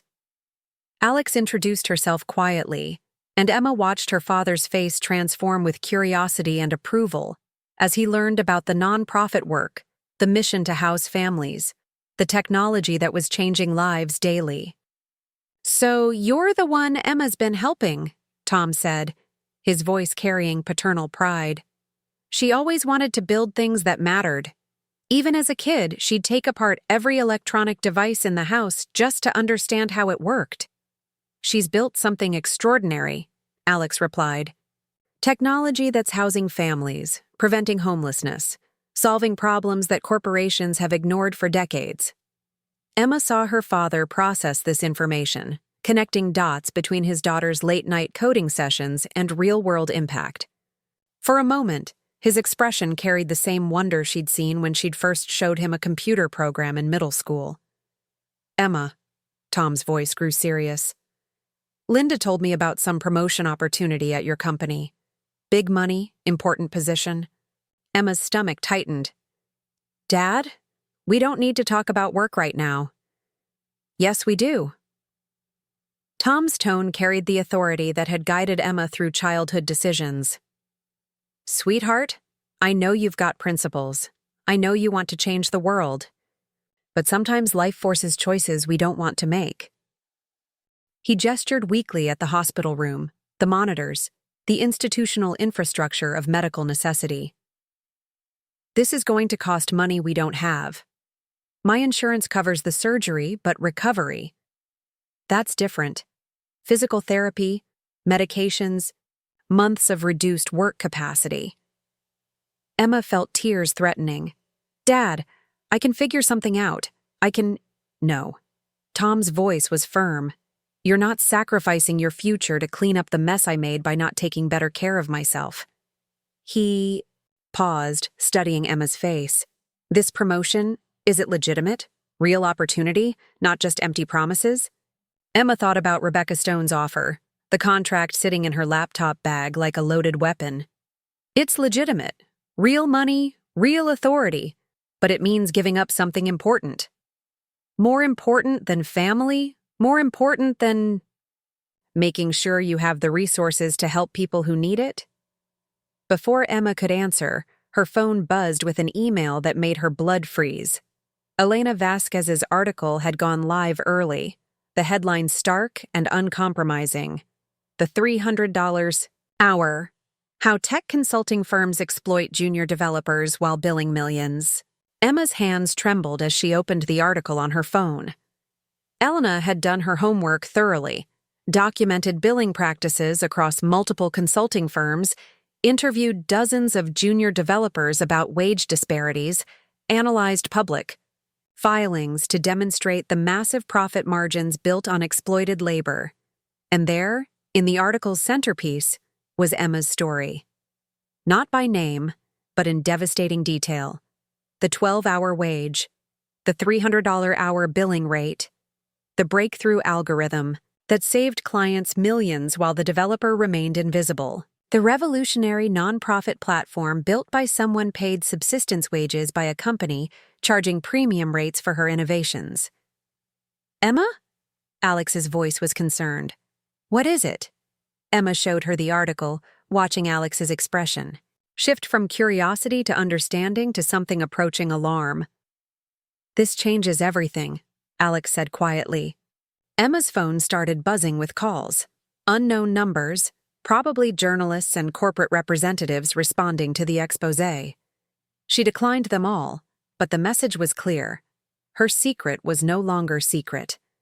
The world knew about Nexus, about Apex's exploitation, about the brilliant developer who'd built revolutionary technology while being systematically undervalued. In her father's hospital room, surrounded by the sounds of medical machinery and the smell of antiseptic, Emma felt the weight of impossible choices. Accept Rebecca's offer, and she could ensure her father's medical care while scaling Nexus to help thousands of nonprofits. Reject it, and she'd maintain her integrity while potentially watching her family face financial ruin. Dad, Emma said quietly, what if taking the promotion means compromising everything I believe in? Tom was quiet for a long moment, studying his daughter's face with the intensity of someone who'd spent 30 years making difficult decisions with incomplete information. Emma, when I was your age, I thought principles were luxuries I could afford. I had strong opinions about worker rights, corporate responsibility, social justice. His voice grew distant, remembering. Then you came along, and suddenly principles became complicated by responsibility. Did you regret it? Making practical choices instead of principled ones? Sometimes. But you know what I never regretted? Making sure you had opportunities I never had. Education, skills, choices. Tom's grip on Emma's hand tightened. Maybe the question isn't whether to compromise your principles. Maybe it's how to use whatever power you gain to serve those principles better. Emma's laptop chimed with another email. Rebecca Stone, responding to the breaking news. Emma, I'm sure you've seen the article. This actually strengthens our position. You're now publicly recognized as an innovator being exploited by the current system. Let us change that. Let us give you the platform you deserve. The offer was seductive, logical, perfectly timed to address every fear the article's publication had created. Emma could transform from victim to victor, from exploited developer to empowered executive, from individual contributor to movement leader. All she had to do was trust that Apex's definition of social impact aligned with her own. All she had to do was believe that corporate structures could genuinely serve social justice. All she had to do was accept that some compromises were necessary to achieve greater good. What would Mom have done? Emma asked suddenly. Tom's expression grew soft, remembering. Your mother never met a fight she wouldn't take on behalf of someone who couldn't fight for themselves. She'd probably tell you that having power means nothing if you don't use it to protect people who don't have power. Emma closed her eyes, seeing her mother's face in memory. The teacher who'd stayed late to help struggling students, who'd fought school board meetings for better resources, who'd believed that individual actions could create systemic change. When she opened her eyes, Alex was watching her with an expression of gentle understanding. "Whatever you decide," Alex said quietly. "The family's Nexus has already helped. That can't be undone. You've already changed the world, Emma. The question is how you want to keep changing it." Outside the hospital windows, Ohio stretched toward horizons that seemed infinite compared to San Francisco's compressed urban landscape. This was Emma's home. These were her people. Working families facing impossible choices between security and integrity. Brilliant individuals constrained by systems designed to extract value while providing minimal compensation. Emma opened her laptop and began typing a response to Rebecca Stone. But instead of accepting or rejecting the offer, she began crafting something else entirely, a counter-proposal that would honor her principles while acknowledging practical necessities, that would serve her family's needs while protecting Nexus's mission. The email she wrote would change everything that came after. But in that hospital room, with her father's steady breathing and Alex's quiet presence, Emma Richardson began to understand that some choices weren't about compromise. They were about transformation. Emma's return flight to San Francisco felt like traveling between two different versions of herself. The woman who had left California 3 days earlier was someone who saw choices in binary terms: accept exploitation or risk everything in rebellion. The woman walking through SFO's arrivals terminal carried a different kind of certainty, forged in hospital waiting rooms and late-night conversations with her father about the difference between compromise and strategy. Alex squeezed her hand as they waited for their luggage. "You sure about this?" Emma nodded, her laptop bag heavy with more than just electronics. The document she'd crafted during the flight, part business proposal, part manifesto, part declaration of war, represented a third path she'd never considered before. Not acceptance of Apex's terms, not outright rejection, but transformation of the entire conversation. "Rebecca Stone is expecting an answer to her offer," Emma said, pulling out her phone to check messages. "She's going to get one." The media storm had intensified during their absence. Elena Vasquez's exposé had sparked congressional interest in consulting industry practices. Tech workers across Silicon Valley were sharing their own stories of exploitation. Nonprofit organizations were publicly demanding access to technology that served their missions instead of vendor profit margins. Emma's phone buzzed with a text from Sarah Martinez. "Derek's been terminated. Rebecca called an all-hands meeting for tomorrow morning. She's either promoting you or preparing damage control, maybe both." The Apex building felt different as Emma walked through its gleaming lobby the next morning. The security guards nodded with something approaching deference. She was no longer just another junior developer, but the face of a movement that threatened the industry's foundational assumptions about labor and value. Sarah was waiting at Emma's cubicle, her expression mixing excitement with apprehension. "How's your dad?" "Surgery went well. Long recovery ahead, but he's stable." Emma set down her laptop bag, looking around the open office space where she'd spent 2 years building other people's dreams. "Sarah, I need you to do something for me. Anything. I need you to document everything. Every algorithm you've built that Derek claimed credit for. Every solution that generated client revenue while you received minimal compensation. Every instance of intellectual property theft disguised as management oversight." Sarah's eyes widened. "Emma, what are you planning?" Before Emma could answer, Rebecca Stone's assistant appeared. "Ms. Richardson, Ms. Stone would like to see you immediately." The executive floor felt like a battlefield as Emma rode the elevator up, her counter-proposal printed and bound in her briefcase. Through the glass walls of conference rooms, she could see hurried meetings, concerned executives, the kind of crisis management that followed public relations disasters.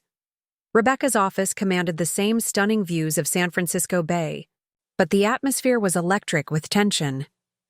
The CEO sat behind her desk with the controlled composure of someone accustomed to managing crises, but Emma could see the calculation in her eyes. This conversation would determine Apex's future relationship with the revolution their exploitation had accidentally created. Emma. Rebecca's greeting was warm but wary. I trust your father is recovering well? Thank you for asking. The surgery was successful. Emma took her seat, placing her briefcase deliberately on the floor beside her chair. I've given considerable thought to your offer. I'm sure you have. The media attention has been significant, but I believe it actually strengthens our position. You're now recognized as an innovator being systematically undervalued. We can change that narrative together. Emma opened her briefcase and withdrew the bound document. I have a counterproposal. Rebecca's expression shifted slightly. Surprise? Perhaps, or concern that the conversation wasn't following her expected script. I'm listening. First, I decline your offer to purchase Nexus or bring it under Apex ownership. Emma's voice was steady, professional. Second, I resign from my position as junior developer, effective immediately. Rebecca's composure cracked slightly. Emma, I think you're making a mistake. Third, Emma continued, I'm announcing the formation of the Fair Tech Collective, a worker-owned cooperative dedicated to building technology that serves human needs instead of extracting profit from human desperation. The silence in Rebecca's office was profound. Through the floor-to-ceiling windows, San Francisco stretched toward horizons that suddenly seemed full of possibility rather than constraint. A cooperative, Rebecca said finally, worker-owned, democratically managed, committed to transparent pricing and equitable compensation. Emma opened the document to a specific page. We're launching with Nexus as our foundational platform, available free to any nonprofit serving vulnerable populations. Revenue will come from consulting services, premium features for larger organizations, and training programs, all priced transparently and ethically. Rebecca studied the document Emma had placed before her, her expression cycling through surprise, calculation, and something that might have been admiration. You've thought this through. I've had help. Emma's phone buzzed with a text from Alex. GHA board unanimously approved hosting Fair Tech Collective. Your workspace is ready whenever you are. Sarah Martinez has agreed to serve as our technical director, Emma continued. We have initial funding from progressive foundations, workspace provided by Community Housing Alliance, and legal support from nonprofit advocacy organizations. How many employees are you planning to recruit? Emma's smile was sharp. We're not recruiting, Rebecca. We're accepting applications from Apex developers who want to work for organizations that value their contributions appropriately. The threat was implicit but clear. Emma wasn't just leaving Apex, she was offering an alternative to every exploited developer in the company. A place where innovation was rewarded rather than stolen, where technical brilliance served human needs rather than shareholder profits. Rebecca leaned back in her chair, her expression shifting from surprise to something approaching respect. You're declaring war on the entire consulting industry. I'm offering people a choice. Emma stood, gathering her document. You can continue extracting maximum value from human creativity while providing minimum compensation. Or you can evolve into something that serves the world instead of exploiting it. Emma, wait. Rebecca's voice carried a note of urgency. What if we could find middle ground? Partnership instead of competition. Apex could provide resources, infrastructure, market access. In exchange for control over our mission, our pricing, our decision-making processes. Emma's tone was gentle but firm. Rebecca, I understand the appeal of corporate partnership, but some things can't be improved by adding profit requirements and shareholder oversight. Emma walked toward the door, then paused. I want you to know, this isn't personal. You built something impressive with Apex, but the world has evolved beyond business models that treat human talent as extractable resources. Emma. Rebecca's voice stopped her at the door. You realize you're walking away from financial security? From everything you've worked toward? No, Emma replied, looking back at the woman who'd offered her everything she'd thought she wanted. I'm walking toward everything I've actually been working for. 30 minutes later, Emma stood in Apex's main conference room facing 200 employees gathered for Rebecca's promised all-hands meeting. Word of Derek's termination had spread quickly, along with rumors about Emma's counter-proposal and the formation of the Fair Tech Collective. Sarah stood beside her, having quietly documented exactly what Emma had requested: a comprehensive record of intellectual property theft, wage exploitation, and management misconduct that painted a devastating picture of Apex's actual business model. I know many of you have questions about recent media coverage, Emma began, her voice carrying to the back of the room. About my work with Community Housing Alliance, about Derek's departure, about what comes next for Apex. She paused, seeing faces she'd worked alongside for 2 years. Brilliant developers who'd accepted exploitation as the cost of stability, creative minds who'd watched their innovations disappear into corporate profit margins, talented individuals who'd been taught that their value was determined by people who couldn't do their jobs. I want to tell you about an alternative, Emma continued. A place where your technical skills serve human needs instead of extraction algorithms, where your innovations are credited to you instead of appropriated by management, where your compensation reflects the value you create instead of the minimum amount necessary to prevent resignation. Emma outlined the Fair Tech Collective structure, its mission, its commitment to transparent economics and democratic decision-making. She described the projects already in development: Nexus for housing services, educational platforms for under-resourced schools, healthcare coordination systems for community clinics. We're accepting applications from anyone who wants to build technology that matters, Emma concluded, not as employees but as worker owners, not for profit extraction but for human flourishing. The response was immediate and overwhelming. Marcus Kim raised his hand first, followed by 3 other junior developers, then senior staff who'd grown tired of watching their creativity disappear into corporate machinery. Within an hour, half of Apex's development team had submitted resignation letters and applications to join the collective. By afternoon, the technology press was calling it the Great Resignation 2.0, a mass exodus of technical talent from exploitative companies toward worker-owned alternatives. By evening, nonprofit organizations across the country were reaching out to the Fair Tech Collective, offering stories of technological need and mission-driven partnership. Emma sat in Community Housing Alliance's warehouse space that evening, surrounded by folding tables that would serve as the collective's initial workspace, laptops belonging to former Apex employees who'd chosen principles over paychecks, and the kind of excited energy that accompanied the birth of something genuinely revolutionary. Her phone rang. Rebecca Stone's name appeared on the screen.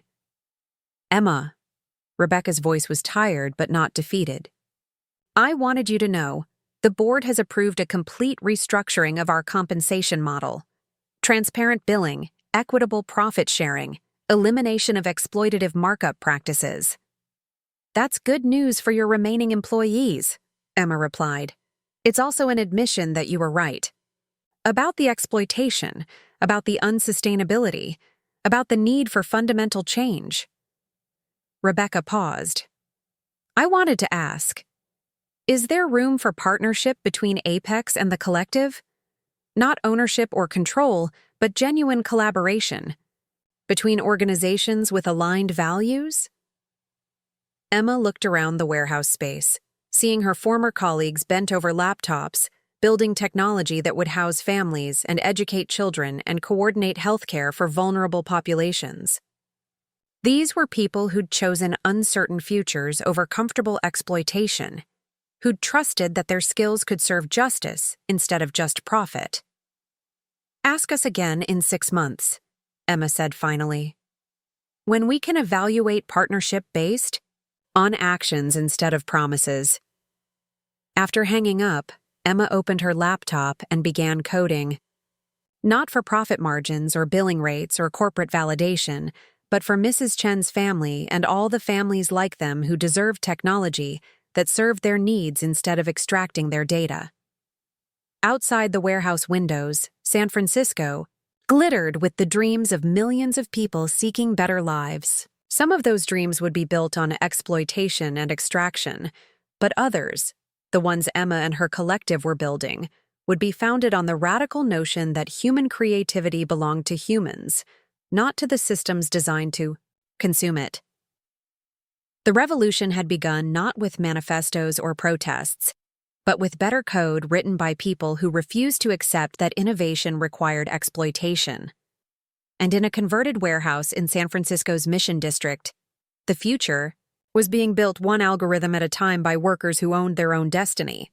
6 months later, Emma Richardson stood before a packed auditorium at the San Francisco Community Center, facing an audience that would have been unimaginable during her days in Apex's sterile cubicles.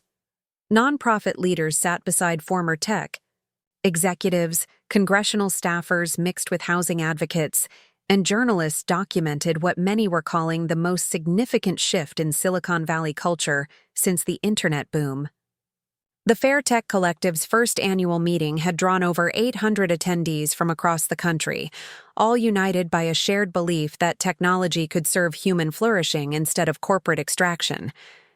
Emma wore a simple blue dress, professional but not corporate, confident but not aggressive, that her father had helped her choose during his recovery visits to San Francisco. 18 months ago, Emma began, her voice carrying clearly through the auditorium. I was a junior developer earning $12 an hour while my company billed clients $300 for my work. I believed that exploitation was simply the cost of entry into the tech industry, that brilliant minds had to accept crumbs in exchange for the privilege of building other people's dreams.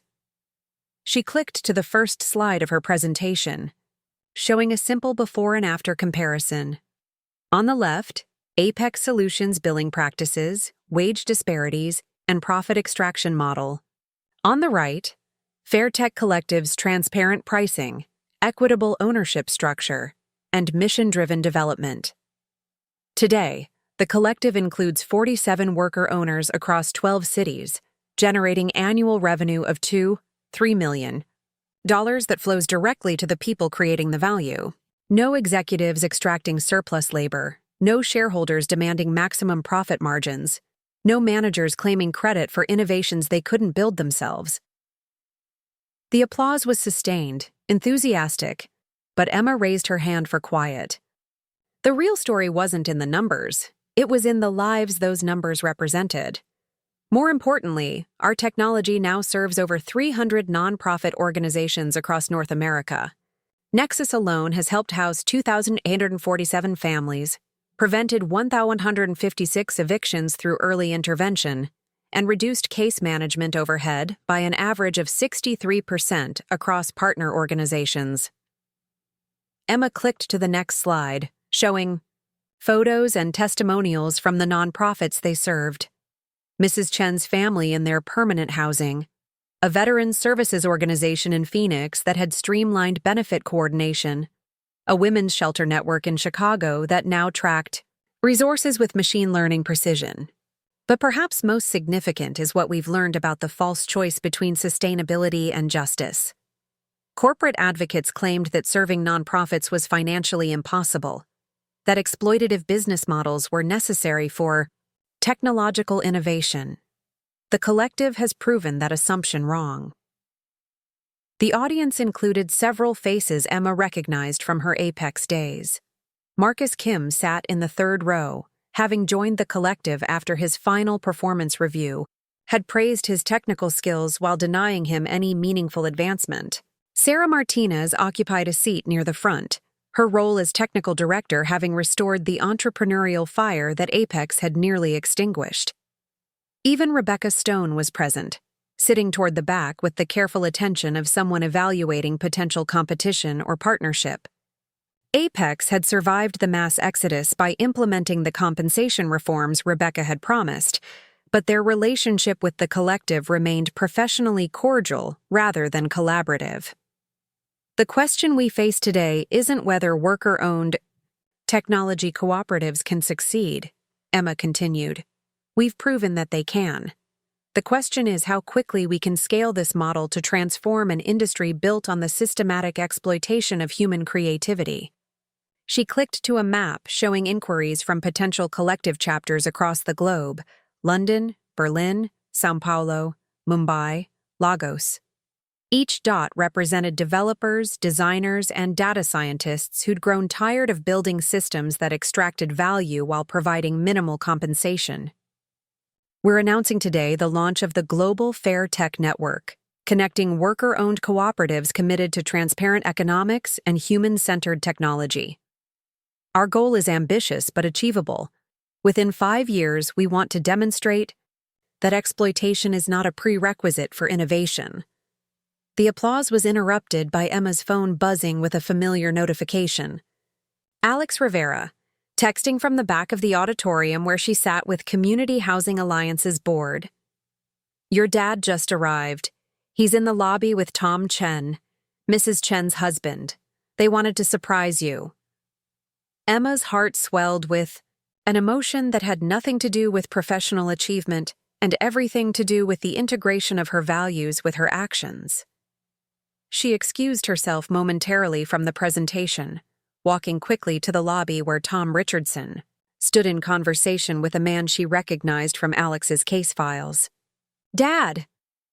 Emma embraced her father, noting with relief how healthy he looked 6 months after his surgery. The cardiac rehabilitation had been expensive, but Emma's ownership stake in the collective had provided resources her previous salary never could have afforded. Emma, I wanted you to meet Tom Chen, her father said, gesturing to the man beside him. He insisted on driving me here from the airport. Tom Chen was a soft-spoken man in his 50s whose family had become the collective's first documented success story. His handshake was firm, his English heavily accented but clear. Ms. Richardson, my family owes you everything, he said simply. Before your program, we were lost in the system. Papers everywhere. Nobody talking to each other. Always one mistake. From being homeless again. Now we have permanent housing. My wife has job training. My children are in good schools. I'm Elena Vasquez, and 18 months ago I wrote an article that exposed systematic wage theft in the tech consulting industry. That article was inspired by Emma Richardson's story, but what happened next was inspired by Emma's choices. The video cut to congressional testimony Emma had delivered 3 months earlier, her voice calm and authoritative as she explained to lawmakers how current labor law enabled the exploitation of technical workers while concentrating wealth among executives who contributed no actual innovation. As a result of that testimony and the collective's documentation of industry practices, Congress has passed the Digital Labor Equity Act, requiring transparent billing practices and profit sharing for technical workers whose innovations generate client revenue. Emma stared at the screen in amazement. She'd known about the legislative progress, had participated in committee hearings, and provided technical expertise to congressional staff. But seeing it presented as the culmination of a movement that had begun with her midnight coding sessions felt surreal. The video continued with testimonials from collective members, nonprofit partners, and even former Apex employees who'd benefited from the company's reformed compensation structure. Then, Elena reappeared on screen, her expression carrying the satisfaction of someone whose investigative work had produced measurable change. But perhaps the most significant impact of the Fair Tech Collective isn't legislative or economic. It's cultural. They've proven that Silicon Valley's mythology of necessary exploitation is exactly that, mythology. Brilliant technology can emerge from equitable labor practices. Innovation can serve human needs instead of extracting profit from human desperation. The video ended with a montage of collective projects: Nexus housing families, educational platforms serving under-resourced schools, healthcare coordination systems connecting rural clinics, environmental monitoring tools helping indigenous communities track resource exploitation. Each system was beautiful in its functionality, elegant in its purpose, revolutionary in its economics. Emma returned to the auditorium as the video concluded, the applause thunderous and sustained. She took the podium again, looking out at faces that represented every aspect of her journey. Former colleagues who'd chosen principles over paychecks, nonprofit leaders whose missions were finally supported by appropriate technology, journalists, and activists and ordinary people who believed that human creativity belonged to humans. 6 months ago, Rebecca Stone asked me whether I was declaring war on the consulting industry, Emma said, her voice carrying easily through the now silent auditorium. I told her I was offering people a choice. Today, I want to expand that offer. She clicked to her final slide, which displayed simply the Fairtech Collective logo and a single line of text. Technology for humans, by humans, owned by humans. We're not trying to destroy existing companies or eliminate market economics. We're trying to demonstrate that market economics can serve human flourishing instead of requiring human exploitation. That innovation can emerge from cooperation instead of extraction. That the people who build the future should own the future they're building. Emma paused, seeing nods throughout the audience, feeling the energy of people ready to transform aspiration into action. The collective is accepting applications for our next cohort of worker owners. We're seeking developers, designers, project managers, and support staff who want to build technology that matters. Not as employees selling their creativity to shareholders, but as owners directing their creativity toward human need. She gestured toward the back of the auditorium, where Alex stood with Community Housing Alliance's board. We're also accepting applications from nonprofit organizations who need technology partners committed to their success, rather than vendor profit margins. Organizations whose missions align with human dignity, environmental sustainability, social justice, community empowerment. The response was immediate and overwhelming. Hands shot up throughout the auditorium, people wanting applications, contact information, guidance on starting their own cooperative chapters. Emma felt the same electricity she'd experienced during her first night of coding Nexus, the sense that individual action could catalyze systemic transformation. One final thing, Emma said as the crowd's energy began to settle.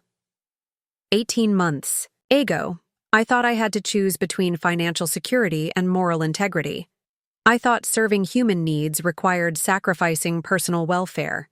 The collective has taught me that this was another false choice promoted by systems that benefit from our desperation. She looked toward her father and Tom Chen, still standing near the auditorium entrance. When my father needed expensive medical care, my ownership stake in the collective provided resources my previous salary never could have afforded. When Mr. Chen's family needed housing assistance, our technology provided coordination that traditional systems couldn't deliver. When Sarah wanted to rebuild her entrepreneurial dreams, the collective offered ownership instead of employment. Emma's voice grew stronger, more confident, as she articulated the vision that had sustained her through months of uncertainty and challenge. We don't have to choose between prosperity and purpose. We don't have to accept exploitation as the cost of innovation. We don't have to build systems that concentrate wealth while distributing poverty. She paused, letting the words sink in. We can build something better. We are building something better, and we're just getting started. The applause that followed felt different from typical conference enthusiasm, deeper, more committed, carrying the weight of people ready to transform their industries and their lives. Emma stepped away from the podium as attendees began clustering around information tables, forming connections that would become collaborations, planning projects that would serve human flourishing instead of corporate extraction.